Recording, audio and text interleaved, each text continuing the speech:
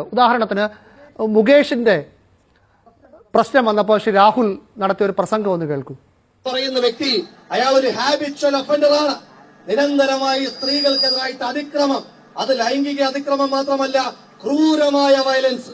ആലോചിച്ചു നോക്കൂ, സ്വന്തം കുഞ്ഞിനെ ഗർഭം ധരിച്ചിരിക്കുന്ന സ്വന്തം ജീവിത പങ്കാളിയുടെ അടിവയറ്റിൽ ചവിട്ടുന്നവൻ, അവൻ ഈ നാട്ടിലെ ഏറ്റവും വലിയ കഠോര ഹൃദയനേക്കാൾ വലിയ ക്രൂരനാണ് എന്നുള്ള കാര്യത്തിൽ ഒരു തർക്കവും വേണ്ട.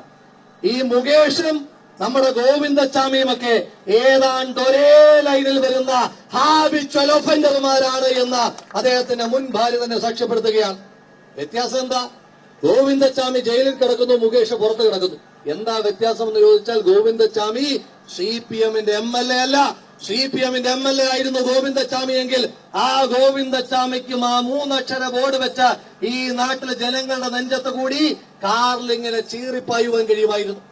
ഒന്ന് ആലോചിച്ചു നോക്കിയേ, നിങ്ങളുടെ MLA, ജനങ്ങൾ തിരഞ്ഞെടുത്തിട്ടുള്ള ഒരു നാടിന്റെ MLA, ഒരു ജനപ്രതിനിധി, അയാളെ കാണാനുണ്ടോ? എവിടെയാണെന്ന് പറയണ്ടേ? ഒളിച്ചു കളിക്കുകയാണ്.